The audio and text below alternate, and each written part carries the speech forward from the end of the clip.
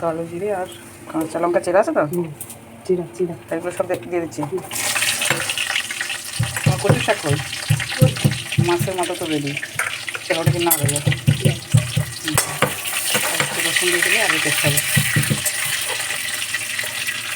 মাছের মাথা দিয়ে কচুর শাক। মায়ের হাতের এই রান্নাটা আজকে খেয়ে দেখবো কেমন হয়েছে, কেননা মা আজকে এই রান্নাটা প্রথমবার করছে। মা মিষ্টি কচুর শাকটা করে অন্যরকমভাবে করে, আজকে এটা আমার মতো করে মা আমার থেকে শিখে বানাচ্ছে। মায়ের হাতেই আমরা খাবো বলে মাকে দিয়েই খুন্তিটা নাড়ানো করাচ্ছি। তো যাই হোক, এখন পড়ছে নারকেল কুড়ি। তো দেখতে থাকো রেসিপিটা, আশা করি তোমাদেরও ভীষণ ভালো লাগবে। আর এই রান্নাটা খুবই ভালো লাগে, ভীষণই সুস্বাদু হয় খেতে।